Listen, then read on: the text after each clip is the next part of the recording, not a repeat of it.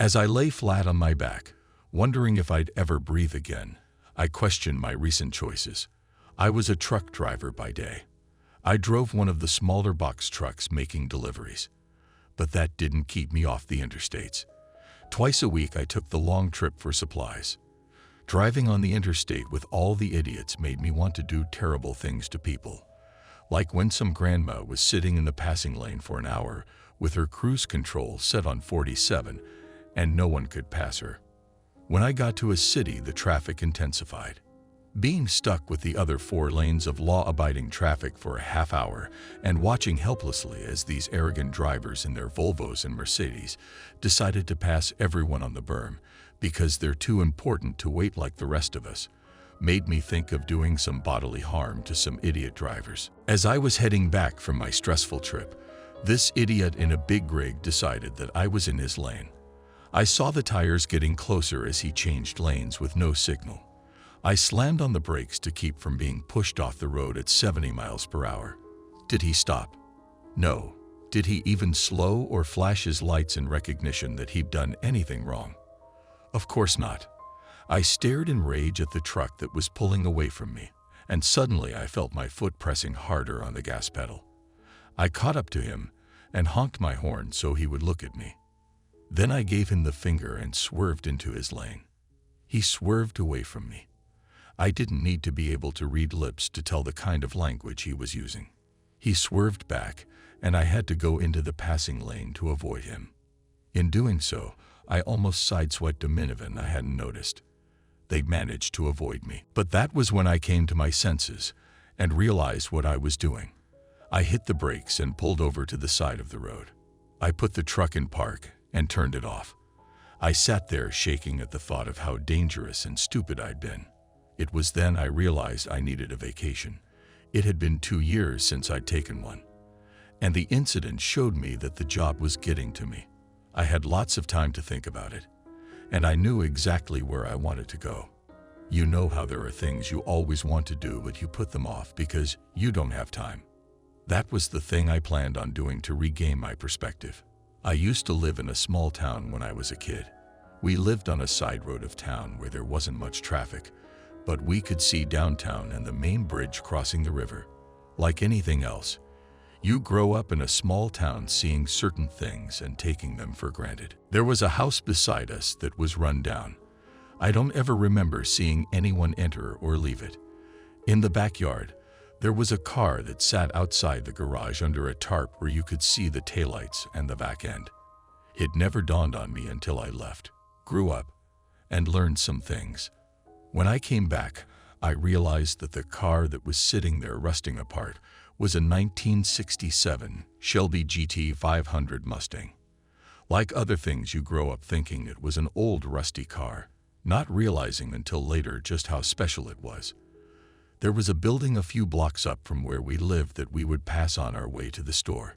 It never dawned on me that it was anything special. After I grew up and came back, I found out it was a mental hospital. By that time, it had already been abandoned. But with my urban explorer sensibilities, I felt the compulsion to go in and see this building that used to be so well kept, which now stood empty and deteriorating. I walked up to the corner and stopped to take in the sight of the weeds growing in windows that were boarded up. I felt like I had to see what was inside. I had looked it up online and found a few interesting articles about it, but strangely none that went in depth. I ignored the assertion that the place was haunted. Many articles alluded to abandoned places being haunted. It increased the interest in the article and therefore the click rate.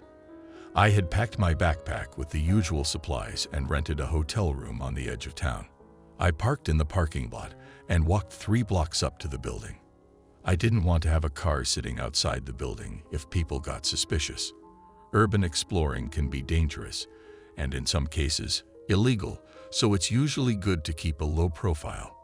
As I walked up to it, the detritus and weeds greeted me. The entire building was made of yellow bricks, including the staircase. This made me chuckle. First of all, wondering how in the world anyone could justify that. Even if it rained, they would get slick as snot. Secondly, my vivid imagination thought, I wonder if this is where Dorothy ended up. I started up the stairs looking for the spots that weren't about to collapse and made it to the front porch. There were some boards that looked a little dodgy, so I avoided them as I made my way around the maze of rotten wood. I finally got to the front door, which of course was locked and had a no trespassing sign on it.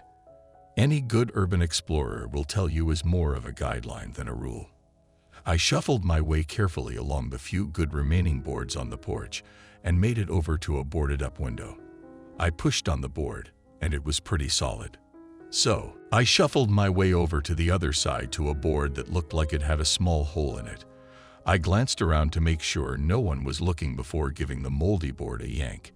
It didn't come off with the first pull, but did give enough to encourage me to try several more times before finally pulling it free.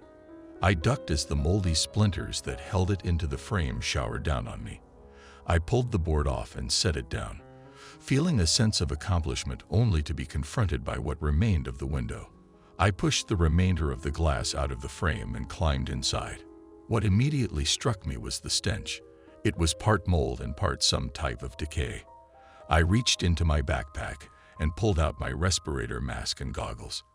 Next, I put on my gloves and snapped my body camera into place. I chuckled.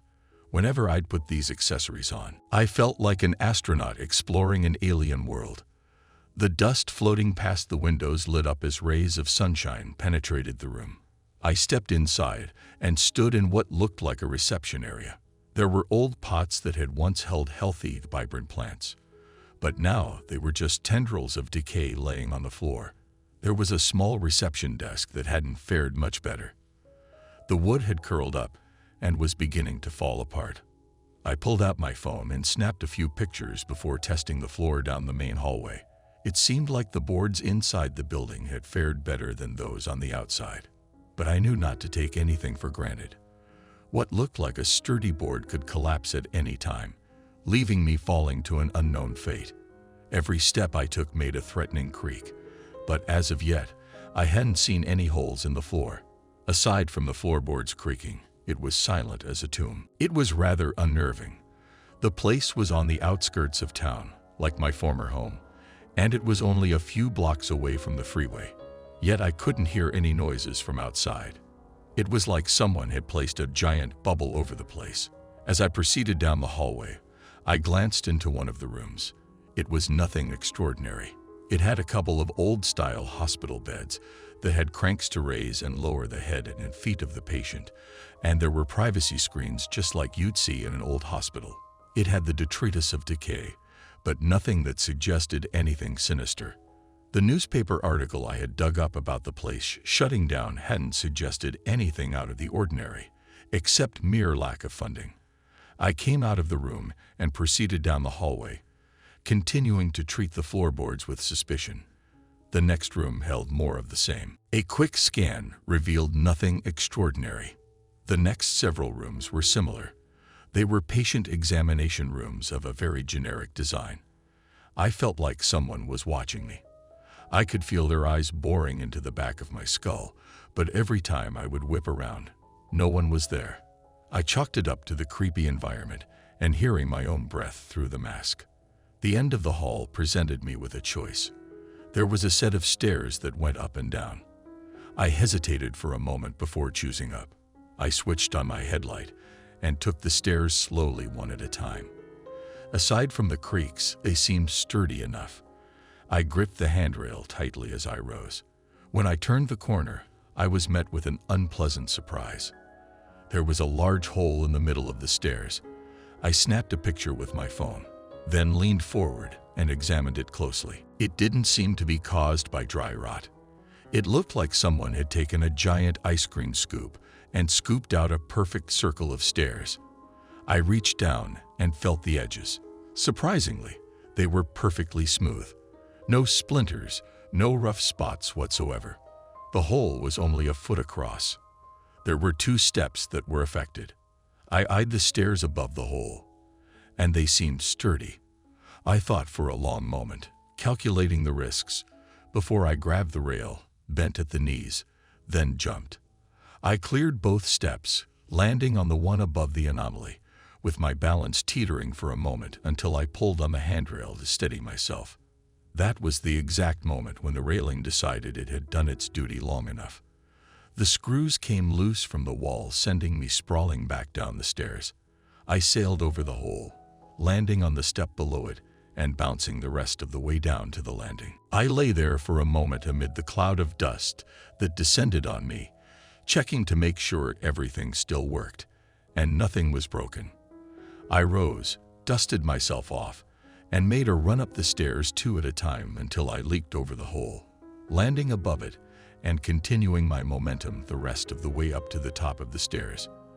When I got there, I paused and turned to look back down like I had just made it up Everest. I pumped my fists in the air and spun around like Rocky on the steps of City Hall. When my foot came too close to the edge, I nearly tumbled back down the stairs. I decided I had celebrated enough. I opened the door to the upstairs hallway, and it emanated a loud creak, as you'd hear in every scary movie. I wondered if that would set the tone for this floor. I stepped out into the hallway, and the first thing I noticed was movement. I froze. Something had darted into one of the rooms as soon as I stepped into the hallway. I was rapidly becoming less excited about my vacation choice, but decided it was probably a raccoon or some other animal that had made its home inside the deteriorating building. The problem was, even if that was true, a cornered animal can be dangerous. After mentally flipping a coin, I decided to continue my exploration. As tempted as I was to rewind the footage on the body cam and see exactly what it was, I pushed ahead, figuring I would find out eventually. The rooms on this floor were smaller and more comfortable. There were chairs beside each hospital bed, and there were pictures on the wall. It seemed like this was a higher classroom meant for long-term stays. I looked at one of the pictures. It was a painting of a severe-looking woman. Judging by her painting, she had never cracked a smile in her life. The next several rooms held this same pattern, the same comfort level and pictures on the wall. It was like they were surrounding the patients with the thought of these people in the pictures watching over them. It was creepy, but I guess when these rooms were in use, it wasn't common to have a television in each room. What was even creepier was the pictures had those eyes that seemed to follow you wherever you go. I swore I saw the eyes move in one of the pictures, but I was sure it was just my imagination. After experiencing a room full of glaring pictures, I passed the next several rooms with merely a glance inside. They looked the same anyway, so my anxiety justified avoiding yet another stare down. I came to the end of the hall and looked out the window. It was odd seeing the street from this point of view. As I panned around, I noticed an old man dressed in shabby clothes standing on the sidewalk. Nothing about him was particularly odd except he was staring at me. I looked twice to make sure I hadn't seen it wrong, but it was definite.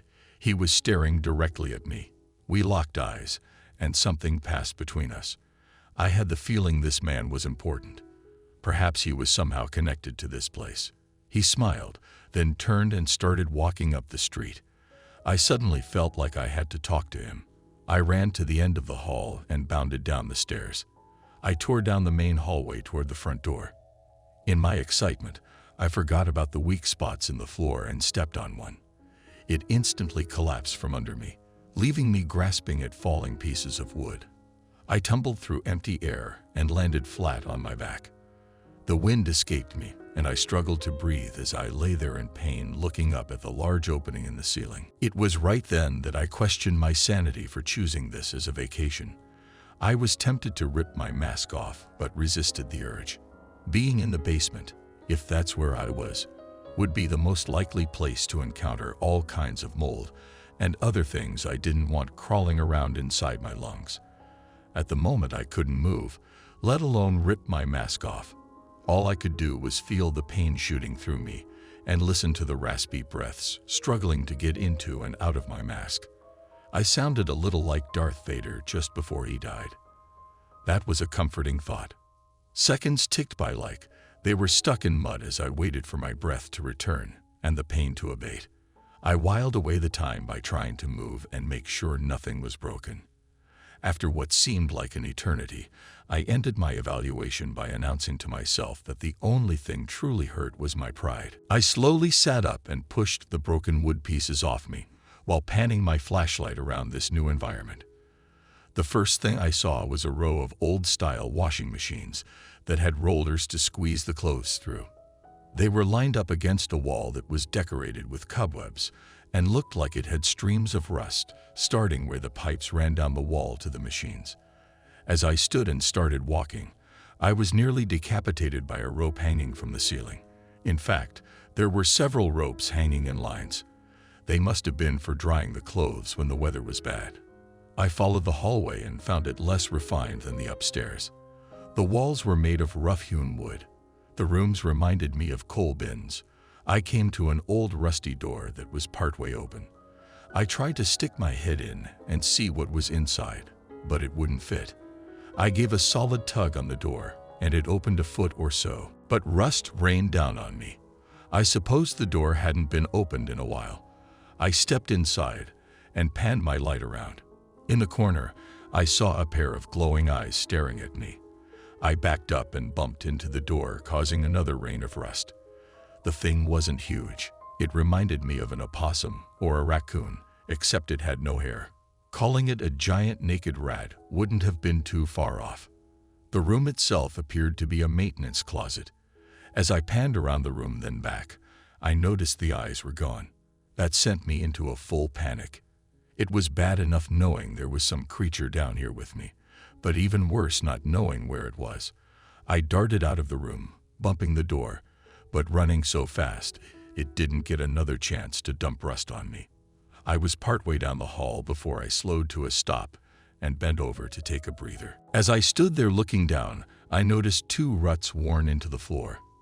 I leaned down and touched one. It was smooth as if worn in over a long time.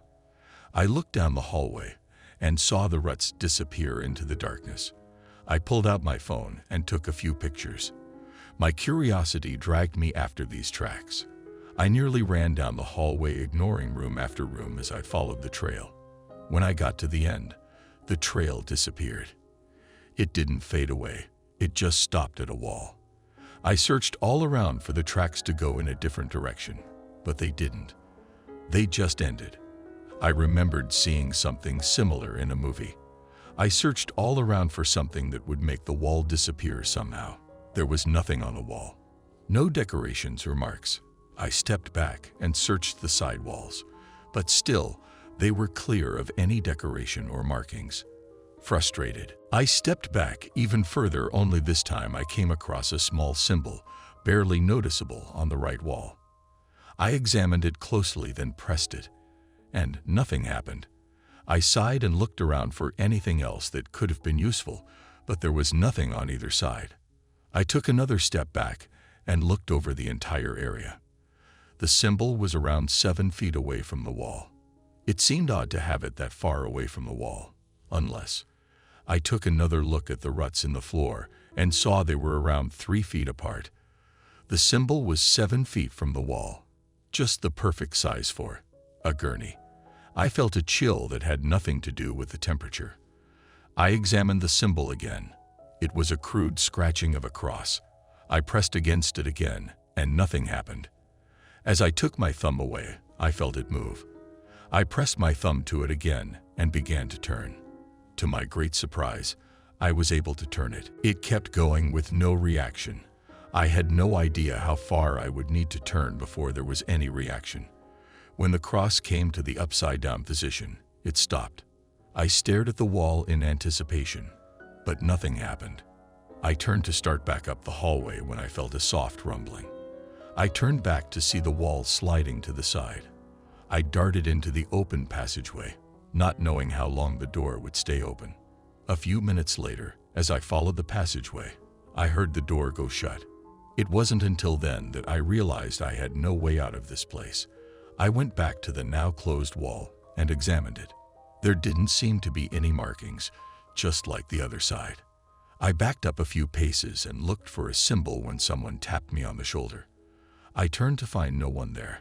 The hairs on the back of my neck stood on end. I stopped looking for the symbol and started quickly walking down the hall, hoping to get away from who or whatever it was that tapped me. I wasn't a huge believer in the supernatural, but I didn't discount it either. If someone wanted to get me, they would have to chase me.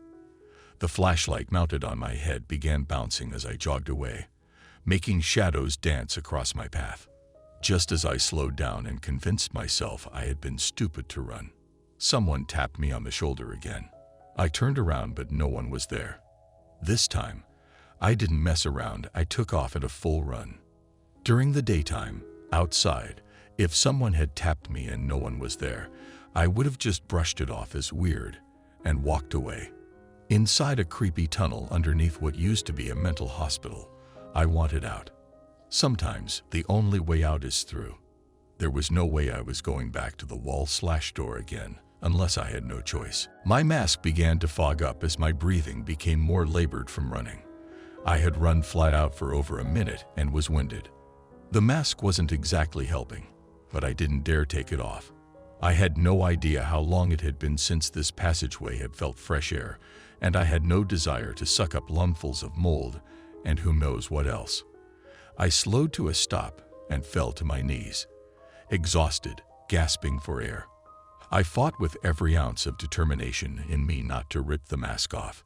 In the meantime, my back sent me painful reminders of the little tumble through the floor that happened not so long ago. It took a good 10 minutes for me to recover and breathe normally. Just as I was about to get up, I felt the tapping again. This time, exhaustion won over terror. I turned to find no one there as before. I took the light off my head and shined it down on the offending shoulder, only to find the biggest spider I'd ever seen in my life sitting there. I freaked out and swatted it away, tracking it with my light. It landed light as a feather on the dirt floor a few feet away and just sat there. I stared at it for the longest time, waiting for it to leap at me and attack.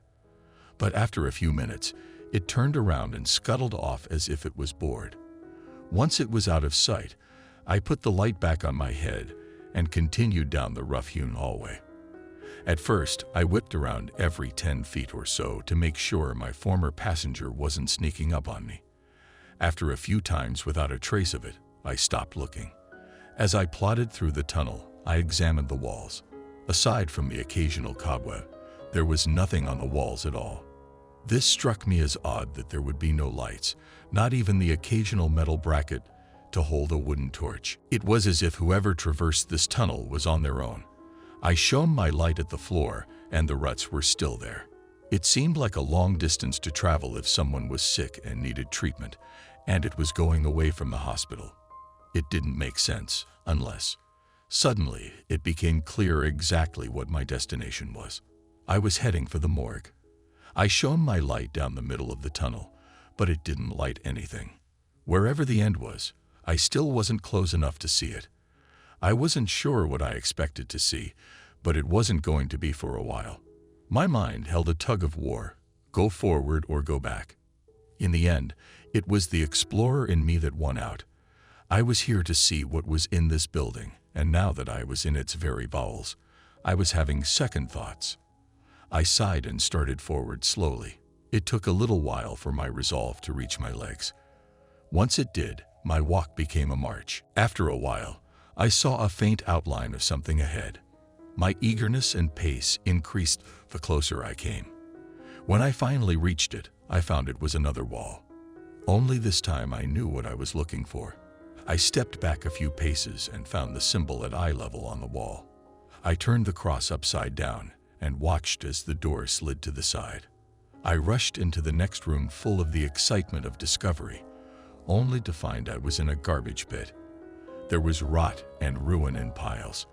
As I flashed my light around, the room seemed to be lighter than the tunnel. When I stepped in, there was a flurry of movement. Eyes that I'd seen in the first room scattered all about. I jumped when one came my way, then seemed to realize its mistake and followed others through a doorway. I resolved not to explore that room. The stench must have been horrendous, because I could smell it through my mask. That worried me. If I could smell it, then it must be getting through the filters. What else was getting through the filters? I looked up and saw the ceiling of the room was much higher. There were 3 large openings above the bulk of the detritus in the room. They looked like they were some form of garbage chute. Now that the denizens of the room had fled, I looked more closely at the piles. I took a few steps toward the piles and saw white reflect back at me.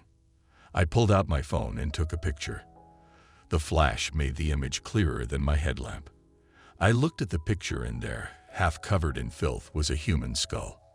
I took an involuntary step back and scanned the rest of the pile. As I did, I saw a bone sticking out here and there. The more I looked, the more I saw.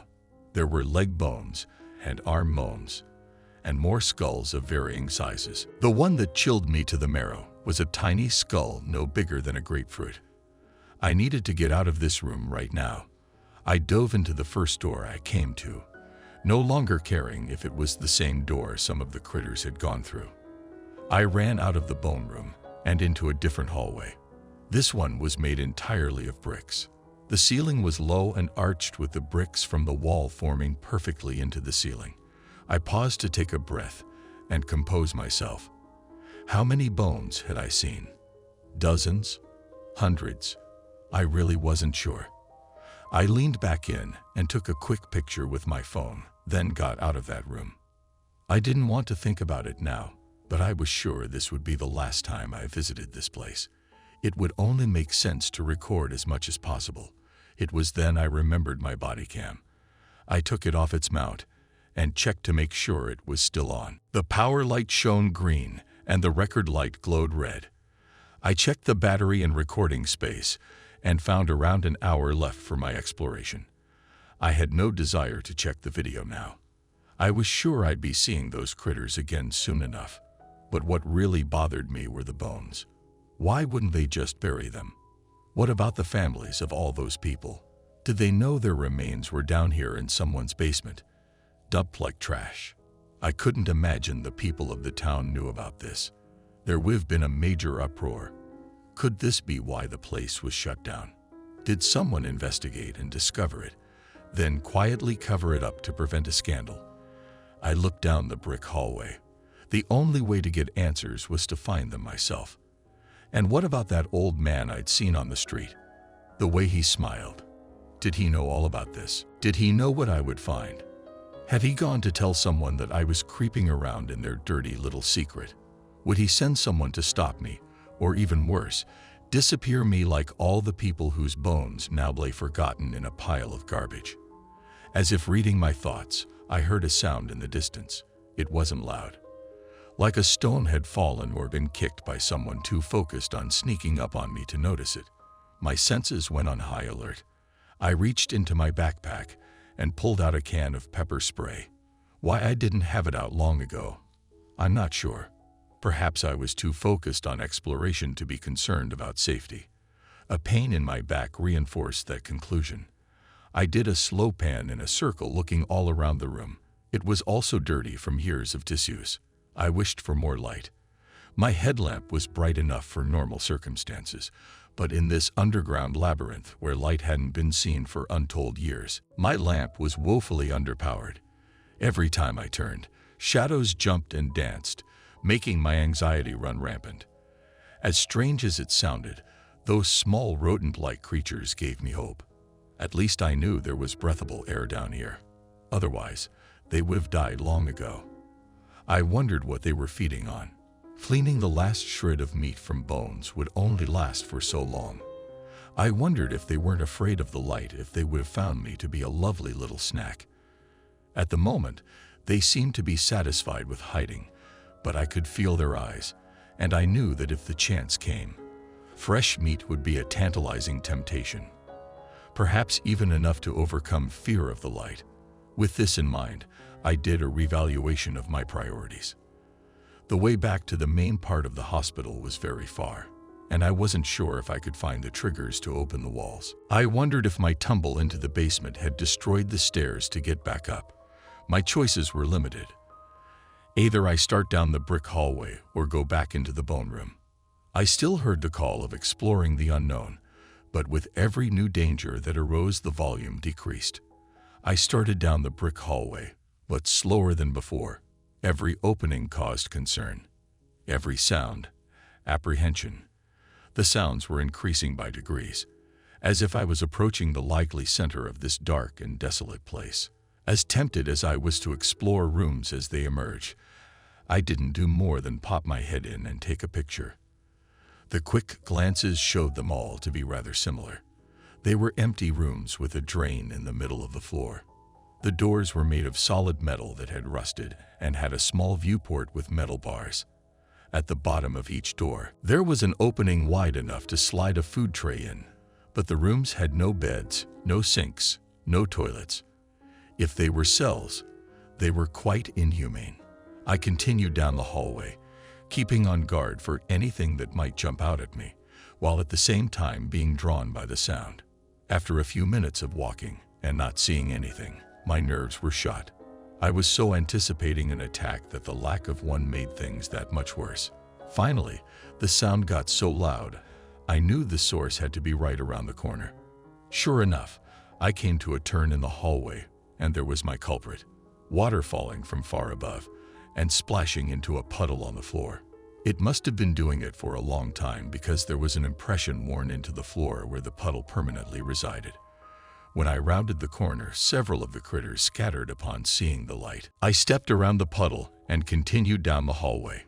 It was strange hearing the sound recede, like I had made a great discovery and then immediately abandoned it. I came to a long circular ramp that went up to the next floor. I worked my way down this new hall until I came to a room that made me wish I'd never taken a vacation. It was a large room, but very dirty. Unlike the other rooms in the basement hallways, this one had furnishings. There was a large cage that was round with metal slats and looked like it had just enough room to hold an adult. I knew this because there was a skeleton inside. The legs had slipped out of the bottom, and one of the feet was missing. The rest was piled at the bottom of the cage where the poor unfortunate soul must have died and been left there to rot. I nearly retched at the thought of being left to die in such a horrible way. The rest of the room was furnished as well, with a rack, an iron maiden, and a strange contraption that had a pyramid sitting on top of a pole. One other thing the room had was my missing gurney. It was sitting off in the corner, rusting to pieces. One of the wheels had fallen off and the other three looked like they were close behind. On the wall opposite the furnishings were 3 large openings. I looked through one and saw the pile of dirty bones in the room below where I had first entered. But the next room held an even bigger shock. The room was large like the previous one, but filled with occult images. On the floor was a large star with many smaller symbols near the points. There were many spots where dark stains covered sections of the floor.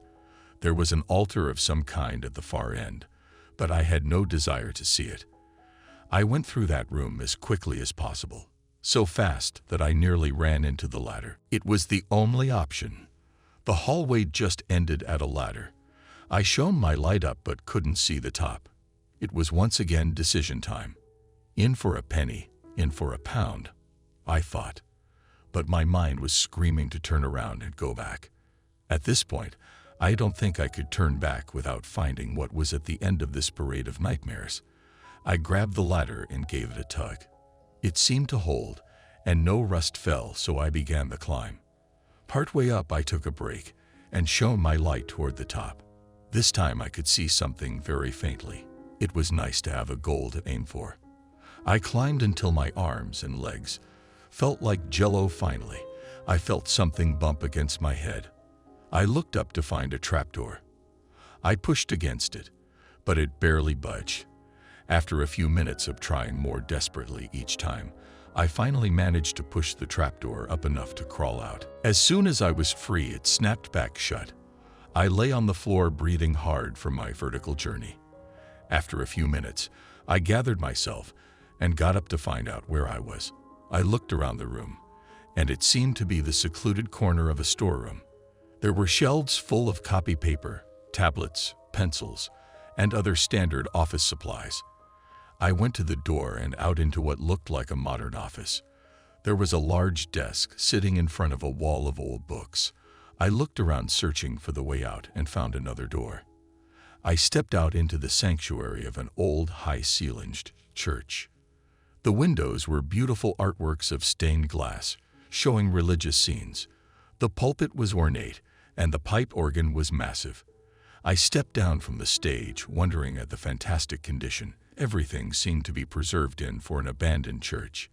And then I saw the people sitting there. It wasn't a lot, only a person here and there in the pews, but at the back of the church, staring at me and smiling, was the old man. I walked down the center aisle, drawing looks from people in the pews. I pulled off my mask and smiled my most apologetic smile as I walked to the back. "Enjoy your trip," the old man said when I got to him. "Not really," I said. "What do you know about it?" He smiled and motioned me to follow him. We went outside, and I was surprised to find the old hospital I'd broken into, what seemed like an eternity ago, in the distance and downhill from where I stood. The old man followed my line of sight. "It doesn't seem like it's that far until you walk it." He sat down on the top step, and I sat beside him. "Who are you?" I said. He sighed. "I used to work there, a long time ago," he said, pointing at the hospital. "I was the one who delivered them to the dungeon. You knew what went on in the upper level." He hung his head. "As much as I would love to tell you no, it would be a lie," he said. "I took them where they needed to go and put them in whatever holding room until they were called for." "And who called them?" "Who do you think?" he said, turning and looking at the front of the church. "You can't tell me that the priests—" "Of course.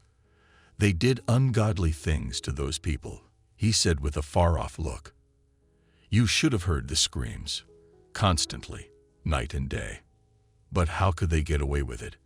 I said. "There would be some paper trail, some record of people being in the hospital." "You might be surprised," he said. "This was long before humane rules were in place. If a patient came to our hospital, it was because they had done something awful, and sending them to prison would be a death sentence, or their families dropped them off because they could no longer handle them." My jaw fell open. People would just drop off sons and daughters like they were stray cats being taken to the pound. He nodded slowly. "Unbelievable," I said.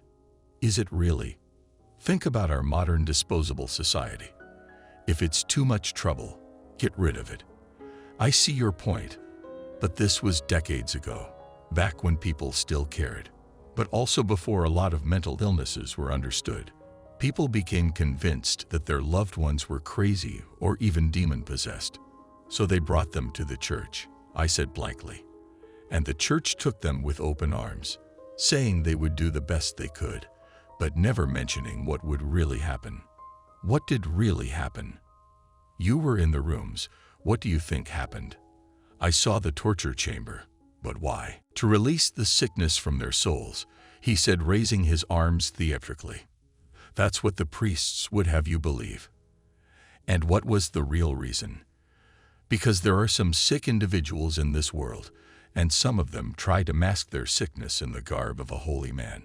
They did it for their own pleasure," I said, closing my eyes, not wanting to believe it. "Among other things." "Such as?" "You saw the pentagram." I nodded. "Sometimes the devil can fool you into thinking he's an angel," he said, then chuckled. Which, of course, he was at one point. His chuckle made me raise an eyebrow. "Are you a religious man?" "Let's just say I used to be." "Seeing things like that changed your viewpoint?" He looked me straight in the eye. "You can't imagine the things I've seen." It sent chills down my spine. "So they actually performed human sacrifice rituals." "But why?" He shrugged. "Who knows? It's like anything. Once you justify it, there is no guilty conscience about it. That isn't as illuminating as I'd like." He chuckled. "Why did you break into the hospital today?" I cringed. "Don't worry, I won't call the police or anything," he said. "I'm just curious. I guess I wanted to see for myself. Maybe that's the same reason the priests started doing things in the basement so long ago. They were curious." "Maybe," I said, allowing my thoughts to drift back to ancient times. The old man watched me with a little grin on his face. "You never answered me," I said when I saw him staring. "Who are you?" "Oh, I'm nobody who used to be somebody," he said, slowly getting up. I tried to help him, but he waved me off. "That still doesn't answer my question." "No, it doesn't, does it?" he said with that little grin. "I'll see you around, kid." And with that, he started down the hill. "Can I help you, son?" came a voice behind me. I whipped around, startled, and found a little priest standing there. He wasn't very tall and had thinning gray hair. "No thanks, Father," I said. "I was just talking to this old man here." "What old man?" he said. I looked and the old man was gone. I stood and turned all around. There was no way he could have gotten down the hill already. It was a half-mile away. I looked to see if maybe he'd fallen, but he was just gone. "He was here a minute ago." "Son, I don't know how to tell you this," the old priest said, "but you've been sitting out here alone for 15 minutes talking to yourself. I watched to see if you were okay." He pointed toward the church, and there was an open window that he must have looked through. "That can't be," I said, mostly to myself. He smiled and put his hand on my shoulder. "You wouldn't be the first to be confused about things," he said. "Why don't you come back inside and we'll talk? Maybe I can help you." I looked down at the grin on his face. On the surface, it seemed friendly, but knowing what was beneath the church, "No thanks, Father," I said. "I think I'll go back to my nice safe truck." I started down the hill with a fresh perspective on life. I mean, it's not every day you find out the things I have. And as for the old man, when I walked past the hospital, I looked up at the second-story window I'd seen him through. I swore I saw a fleeting glimpse of someone looking out at me. I stepped a little faster, heading for my car. When I got home and reviewed the footage from my body cam, I found the priest was right. There was no old man. I was sitting there talking to myself. There was a strange fluctuation when I would look at where the old man should have been, like heat waves in the desert. I never came back to explore my hometown. Some things are better left alone.